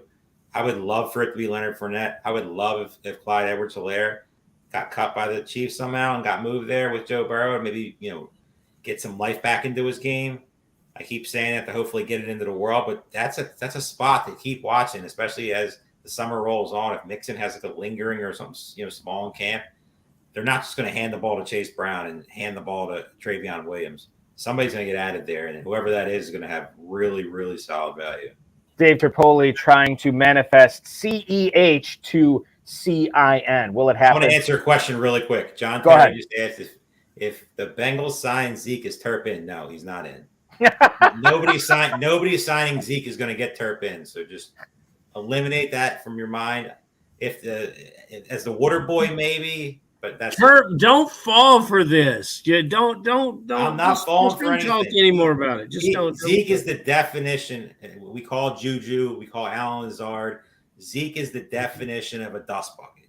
Again, you just don't know how to read it. I've got to, when we get together in Las Vegas, I'm going to show you this new concept. Bring all the stats you want. I don't care. My eyes and everybody. It's the greatest stat since analytics came out, Terp, and you got to pay attention to it. It's called the box score. And, when you start getting into that box score, you can see what's happened and what may happen in the future. A box score. The analytic guys have developed it. It's great, Terp. Sit down with it over dinner. Yeah, it's going to be great. Yeah. The box score. The one. You still use newspapers? Who has the box score? Yeah, it's great. Oh, there's nothing in them, Maybe the box score will come back in vogue in like 10 years. Like it's just time as a flat Anything's circle. Possible. Like Russ. I did buy the New York Times today because I wanted to read Tony Bennett's obituary, and I checked Zeke's obituary was not there, but Tony Bennett's was. So check tomorrow. All right, guys, let's go out. Pretty good. That was pretty good. I want to get out to our first guest right now. You see his show on Play. Yes, we do. You see his show on Player Profiler every single week. You follow him on Twitter at Best Bell Fantasy from bestbellfantasy.com. Bradley Stalder, welcome in tonight, drafting from the 5 spot. All right, you're on the clock right now. Let's make. I am. Pick. Y'all are gonna have to bear with me for just a hot second. Who's the pick? Tell us who the pick is. I've been wavering back and forth, but I need a wide receiver here, and I think a good one has been getting a lot of camp hype. He has as good of a chance, maybe, to win the slot role in a very, very big offense, and that is this guy right here. Richie James. Richie James. Oh, what do you think about that? Yeah. All right, so I have to correct myself right away. At FF Stalder is the Twitter handle. Yes. At Roto Underworld, Player Profiler is where your show is. And tell us, before we get into your draft, tell us about your show, because this is something that just happened, a few weeks ago? Yeah, in the last couple of weeks, officially joined the Player Profiler team. It's been awesome since we last talked, Balky. It's been a lot of fun being on the Roto Underworld, diving into the underworld. That sounds like a trepidatious thing, but nevertheless, the show is Stack Hunters, and we are doing exactly that, talking best ball, identifying stacks, correlations. Tomorrow, in fact, from 8 to 9 p.m. Eastern, Justin Herzig is going to join the Stack Hunters, and we're going to talk about some of our favorite stacks, both early round receivers and a teammate correlations. So that's what's on the docket tomorrow. That's exciting, and it's awesome to have you on here drafting. So tell us about the team tonight. You knew you were picking 5th. Did you imagine that it was going to be Tyreek Hill the whole time there? Yes, it was going to be lock it in. Unless something wonky happened at the beginning, it was going to be Tyreek Hill. Derrick Henry caught some flack tonight, both on our show and in the YouTube chat. Tell us a little bit why you're still a believer here, and why you would take Derrick Henry at the 208. Yeah, the big dog, he was number 1 last year in rate of top 5 weeks. He is just the model of consistency. And if we are in on the Tennessee offense to be better, it's going to revolve around Derrick Henry. So to get him at that spot, I wasn't willing to take some risks. As you clearly saw, I avoided Saquon Barkley and I avoided Josh Jacobs. But though, like, I was considering Saquon, but I would have clicked Saquon had we not had the holdout issues. But for right now, I'm on the clock, so you're going to have to bear with me here. We will bear with you again. Three out of the last 5 picks for Bradley Stalder here have been tight ends. Tyler Conklin, Taysom Hill, and Hunter Henry have all gone off the board for him. Those are his 3 tight ends that he's grabbed, waiting until round 14 to take them. He's also peppered in some Curtis Samuel. He just made the Richie James pick live on air. Go ahead, Farrell. You won't get anything as attractive as that Richie James pick. That was fantastic. All right, so it's Noah Fant is the pick here. That's your 4th tight end, Bradley. Was it important? I guess tell us about the tight end strategy going in, because I don't know if you planned on waiting until round 14 to take your first tight end, but obviously when that happened, you had to kind of pivot and make sure you're acquiring enough guys in the room there. Yeah, I didn't know whether Kelsey was going to be there at 5. He usually isn't, but you never know how these drafts are going to go. So if it wasn't going to be Kelsey, I was like, well, I have a 6-word rule for drafting tight ends, and it's Kelsey, big value, or screw it. and that's my 6-word rule. It's a great mentality for drafting these tight ends. And you know what? I'm very happy. These are on-brand tight ends. Tyler Conklin. I've Billy Musio, friend of the FFPC, personal friend of mine as well. He's caught me late at night watching Tyler Conklin film. Okay, so Conklin is. We all got our thing. We all got our vices. It's only weird if you make it weird. Is there Taysom Hill? We know his upside exists, and so at tight end 25, like, who else offers that type of upside at tight end 25? No one else. No one. It's just you're swinging for the fences at that point. Hunter Henry has had 2 top 10 seasons under his belt. Gesicki does not play the tight end position. Hunter Henry plays the tight end position, and John 38 targets are gone. So I think at tight end 30, Hunter Henry is a great value. And then Noah Fant, I'm just betting on the profile at that point. I'm betting on first-round pedigree. I'm betting on that this is just a good player in what we think is going to be a pretty decent offense. And so tight end 34, when I punted the position, I think one of those guys is going to hit. And if multiple guys hits, so be it. Bradley, where did Tyler Conklin play college basketball? There's more film for you to watch, sir. You're gonna have a great evening. Can I guess Yeah, that it was absolutely. Minnesota? Yeah, no. That wasn't Minnesota? Michigan, I believe, somewhere. Oh, okay. Wow. He went to Northwood, which was his first college, and then he transferred to Central Michigan. Now, did he really play basketball there? Northwood's a good school. Northwood's a good. Oh yeah, he did. He actually did a full ride basketball scholarship to Northwood, 2.6 rebounds, 1.9 points, and 1.4 assists a game. Then he transferred halfway through his freshman year to Central Michigan, walked onto the football team, and now he's catching passes from a 4-time MVP. Congratulations to you, Tyler Conklin. And Best Bell Fantasy, Bradley Stalder is watching video of you late at night. So I think he's got it all going on. Let me ask you about Richie James, man. Can you talk about Richie James, Balky? Can you talk about Richie James?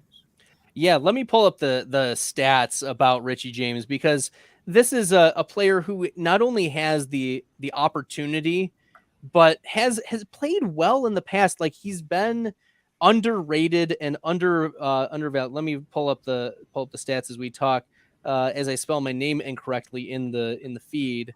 Okay. Richie James, let me pull it up here. I mean, he played 85% of his snaps in the slot for the Giants last year. No player, only one player had more than 50% of slot snaps for the Kansas City Chiefs, and that was Mecole Hardman. And then Juju Smith-Schuster was number 3. Sky Moore was number 2. And so 2 of the top 3 slot runners are gone off of that team. So we want a player who maybe he pushes Sky Moore to the outside.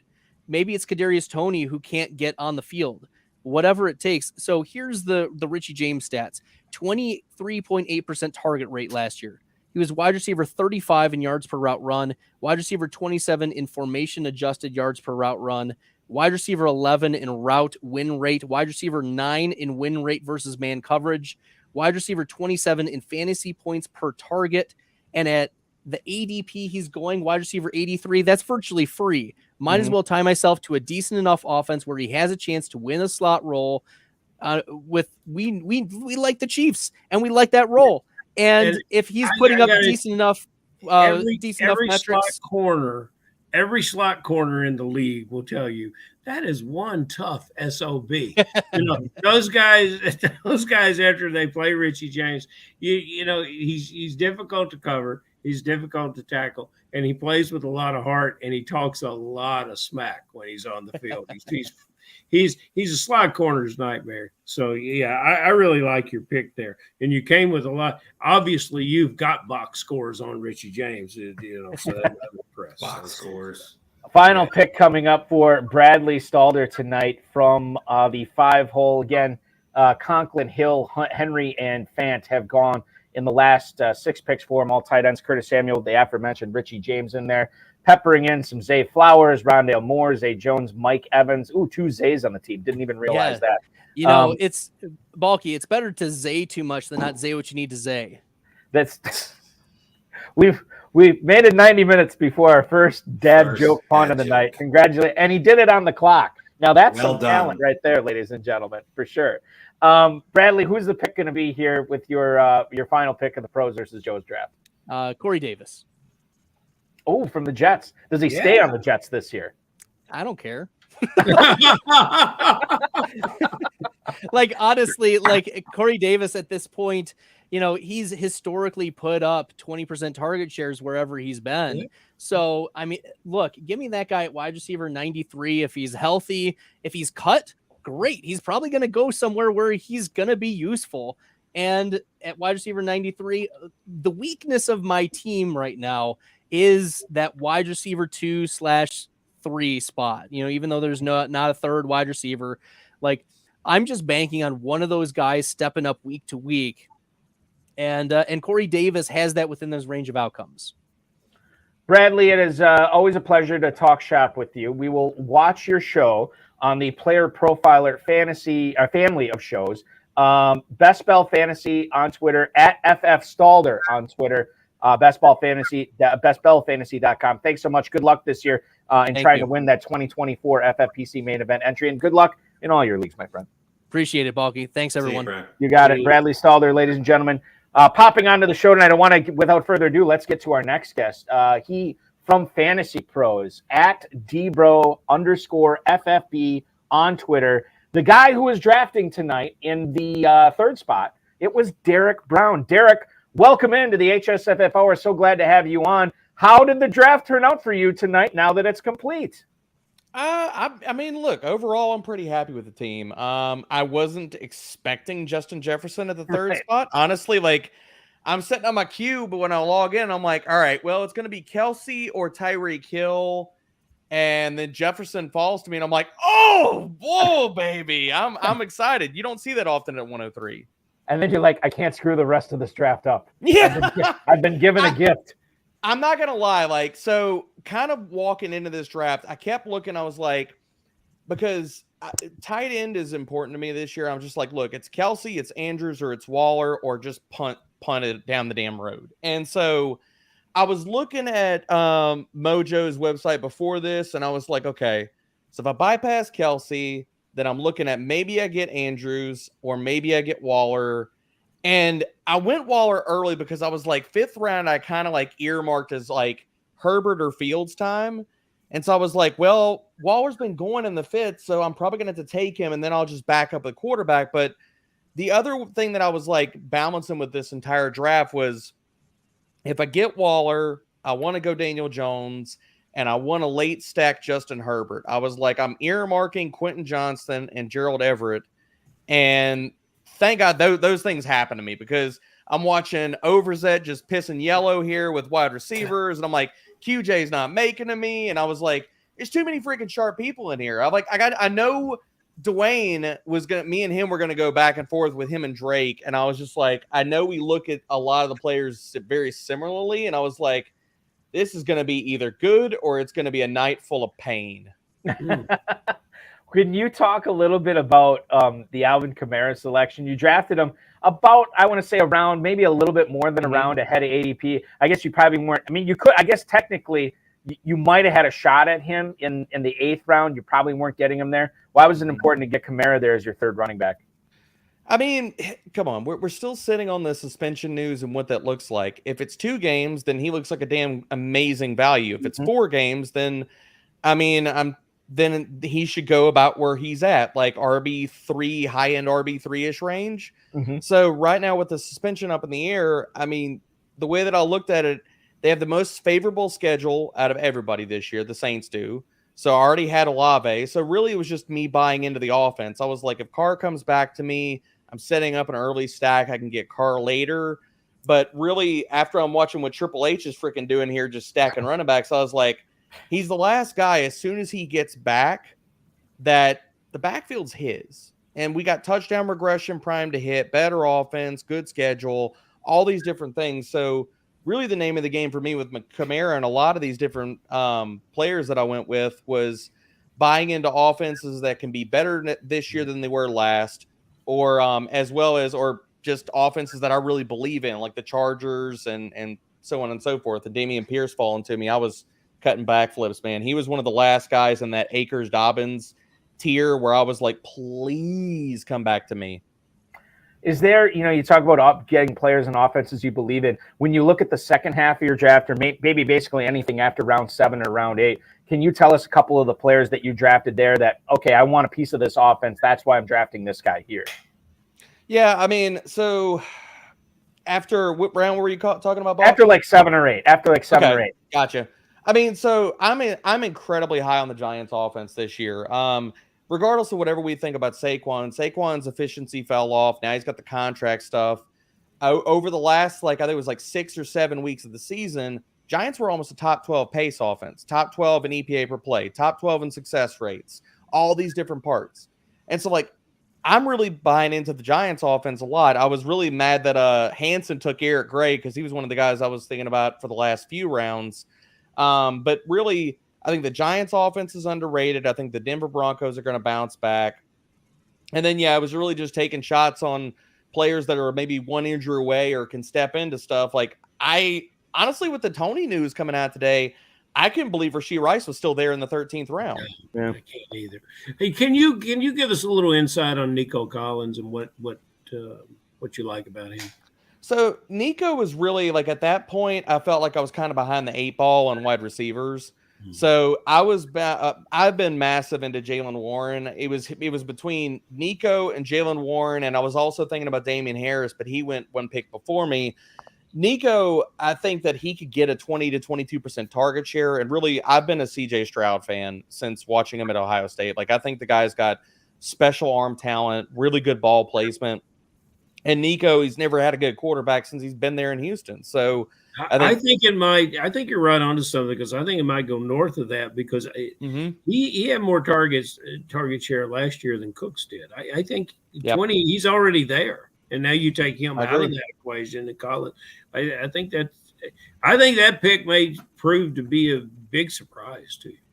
Yeah, I was really once Damian Harris went, I was like, okay, I've got to go with one of the last kind of wide receivers that I believe in. Maybe I can get Rondale Moore on the next round, but he's probably not a league winner, even though it's PPR. He's really just a guy I'm looking for just points at that spot for wide receiver 3 and such. But Nico was that last guy that I felt pretty good about if there's a ceiling to be had in some of these wide receivers, because there's no way. I was not going to go with Odell.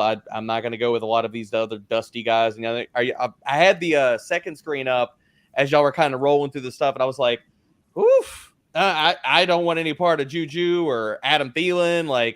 I was like, I don't want that part of the wide receiver runs. So, yeah, exactly. So I was like, For me, it was, in my mind's eye, can I see this guy getting a 20% target share, and does he have some offering, some ceiling weeks? I can make that conversation for Rashee. I can make that conversation for Nico. I can't make that conversation for a lot of other guys in that range. Derek, let me ask you this. When you were about to be on the clock at the 3:03 and you're wondering what player you're going to take there, and you see Scott Keycohen to the left of you there take Jalen Hurts after he already took Patrick Mahomes, were you looking at Hurts at all there? And then what went through your mind when you saw him take Hurts when he already took Mahomes on the turn? That pick surprised the hell out of me. Honestly, Ramondre Stevenson was the top of my queue. I was like, he's the one guy that's fallen down to this point where if you take Mondre out of New England and you put him on any other team and what he did last year, he would be probably a second-round pick. Considering his talent, considering the volume upside and stuff, and an improved offense. So he was the guy I was really hoping got to me because I've been sidestepping Saquon since the second round. I was like, I don't want any part of Saquon. And so when I saw Hurts go, I was like, first of all, my eyebrows went to the back of my head. I was like, whoa, okay. I wasn't expecting him to go quarterback there. So Hurts wasn't really on the board for me. I really was kind of pocketing like round 4, round 5, probably where I was going to get the last bit of going with Herbert or Fields or maybe Burrow. Yeah, I mean, Herbert this year, he's probably going to lead the league in passing attempts. So just kind of lining up where my draft slot was with the recent ADP for these slims, I was really looking at the 5th round for quarterback. I figured Herbert or Fields are probably going to be there. So that's kind of where I was going with the at least quarterback. Hurts wasn't on the board for me because I wasn't probably going to get A.J. Brown. Didn't think Devonta Smith was going to come back to me, and I was going to stack my quarterback, no doubt. Final question for you, Derek, before we let you go. How important, because this is a closed 12-team league and everybody's just gunning for first place in this league, how important is stacking? I mean, do you put less of an emphasis on it because it's not like the Fantasy Pros Championship or the FFPC Main Event where you're battling thousands of teams to win $1 million grand prize? I know John Terry put this, I think it was John Terry in the YouTube chat last night said, or no, it's Todd Burrows, not John Terry. He said, stacking is important, but it's less important in this format. Is that the way you see it as well? I mean, I think stacking is important regardless because we're all searching for ceiling. We're searching for ceiling outcomes based off the weeks. Now, the different approach I took for this was, can I get secondary stacks like not having to get Keenan Allen or Mike Williams with Justin Herbert? For me, if you're going with the tertiary stacks on your quarterbacks, to me, that's even more of a bet on the offense being good because, yeah, the wide receiver 1s and 2s on a lot of depth charts, they're going to go with the quarterbacks. But if this offense, like the Chargers, is really that damn good, then your wide receiver 3, your tight end are going to go along for the ride. So when I was kind of building out stacks and stuff like that, I was like, where can I spend on stacks? And I don't have to go with the premium guy. And to me, that's even more of a bet on the offense. Derek Brown from Fantasy Pros, the 2020 FSWA DFS Writer of the Year finalist and Pros vs. Joe's competitor this year, drafted from the 3rd spot. Congratulations on a solid squad, a competitive squad. I hope you win that FFPC main event in this format, Derek. Don't be a stranger. We'll talk with you again soon. Good luck in all your drafts and keep up all the great work at FantasyPros.com. Appreciate it, Balky. Thanks, guys. Y'all have a good night. This was a lot of fun. Derek Brown, ladies and gentlemen. Thank you, Derek. Follow Derek on Twitter, by the way, at dbro_FFB. dbro, D-R-B, excuse me, D-B-R-O. I can't spell tonight. DBRO_FFB. I know how to spell this next guest's name. It's real simple. It is past my bedtime. Our next guest tonight, ladies and gentlemen, it's a 2-letter first name. I know I can't screw it up. It's A-L. It's Al Leach. Drafting from the 12th spot tonight. The FFPC Joe, our first Joe joining the broadcast tonight. Al, congratulations on your draft. It's done. It's in the books. How would you rate the team? How did you do? The back end is going to be really weak. The quarterbacks pushed up a lot faster than I expected. Trevor Lawrence going in the 5th round, I really thought I was going to be able to get him to stack with Christian Kirk and Anthony. So that really kind of threw me off. And then afterwards, I'm just throwing crap against the wall when it came to quarterbacks with mine. I mean, you can look at mine. Goff, I probably got him around 13. And then Kyler Murray, if he's going to even play, I'm just taking a shot there. And the other 2 guys, I just threw them up there trying to see if I can get some points out of the quarterback. All of these guys are out on jet skis right now. I mean, this is rough. Well, And like I got it, and I will ask you this too, Al, because this is something I brought up during the draft. 20-round slim, even with tight end premium. When you take Engram in the 6th, you take Njoku in the 8th. I probably would have been good there and just left it as far as my tight end position goes and stacked other positions. You still hit it again. You got it one more time as far as the tight end goes in the 12th round with Sam Laporta. Why was Laporta important to get on your team there as your third tight end? Only because I was looking for an additional stack with Goff. That's it. It was just additional person. I looked at him like, all right, if I'm looking at someone that could get me a few points, even at receiver or a tight end, so I threw him out as like sort of like my 6 wide receiver type thing.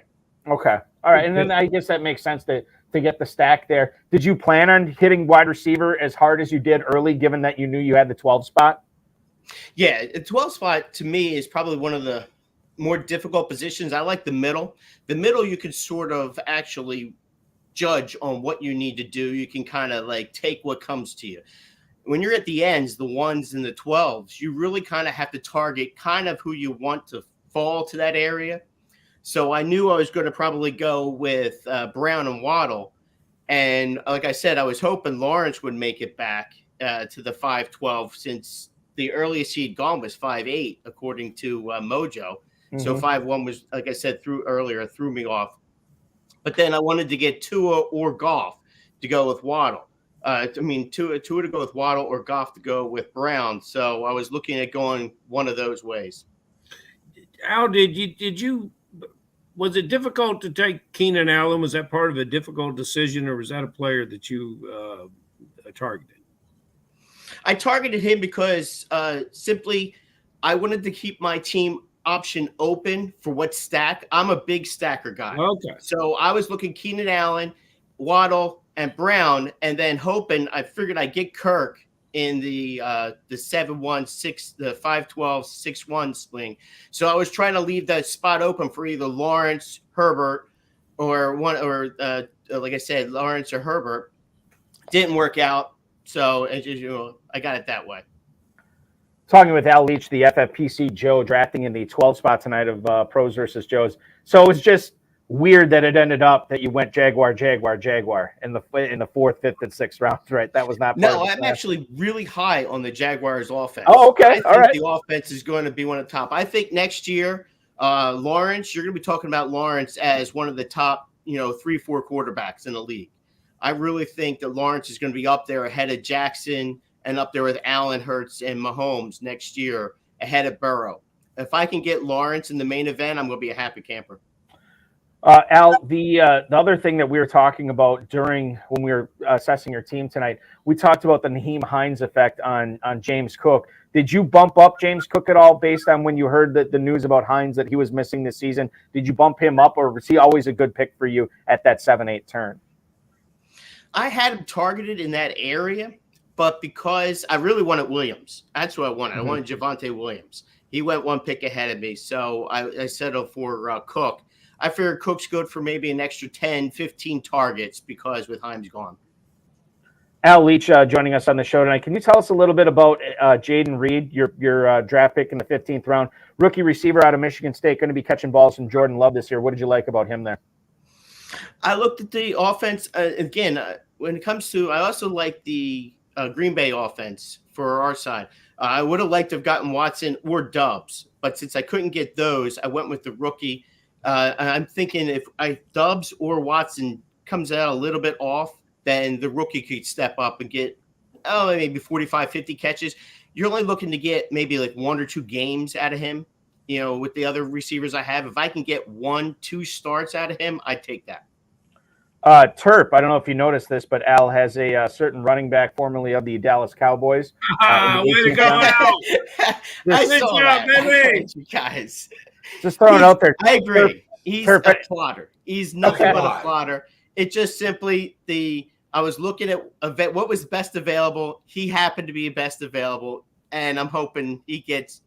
If he goes back to Dallas, he'll fall in. He'll fall in the end zone like twice on one game, and I'll use him. Give me Mike Davis in the 20th round over Ezekiel Elliott. What I would give for the Eagles to sign this player. How wonderful. What I would give for that to happen. You would see real tears on this show. it's so wonderful.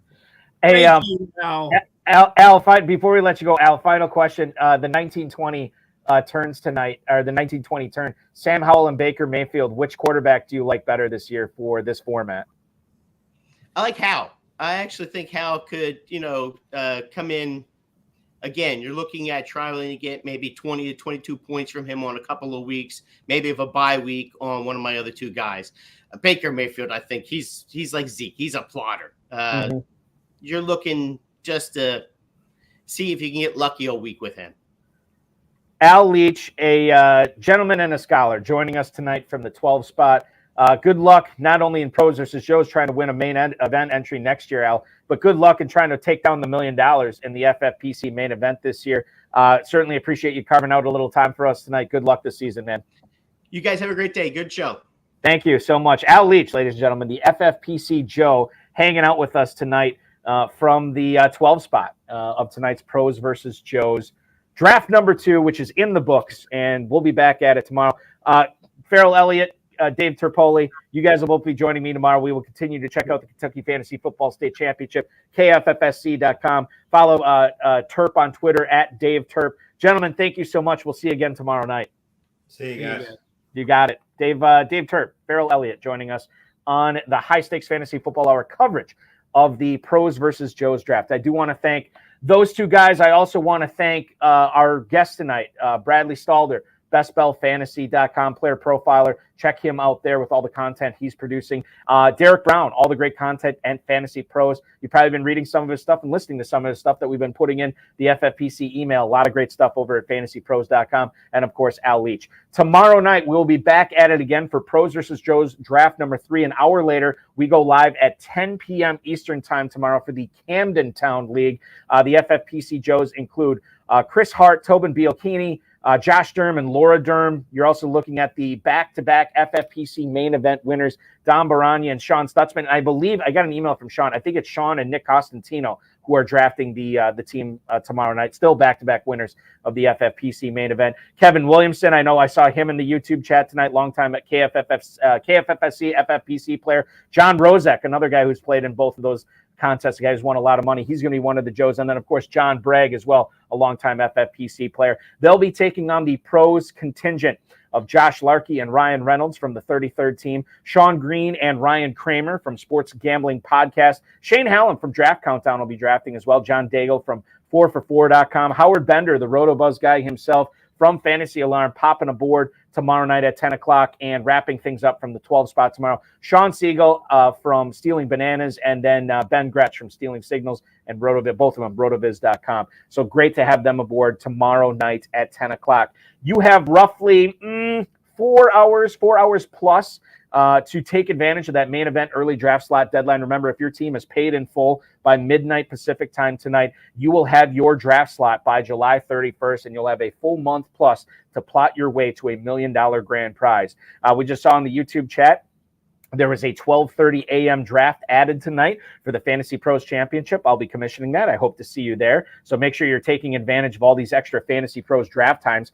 Just $350 to enter, and you could win $1 million. 2 separate contests that you can win $1 million at this year at myffpc.com. Don't forget about our best ball tournament, our Superflex best ball tournament. Those are giving away $200K and $50K to first place alone, respectively. Dynasty startups popping off every single day at myffpc.com. Remember, 1,400 plus leagues over a decade plus, and we've never had a single league fold. And then, of course, if you want to play in your closed 12-team leagues, those start at $5 and on up from myffpc.com. Remember to join the KFFSC main event at kffsc.com. We will be back at it tomorrow at 10 p.m. Eastern time. Thanks for watching, everybody, and we will see you again, and we'll do it again all over again tomorrow.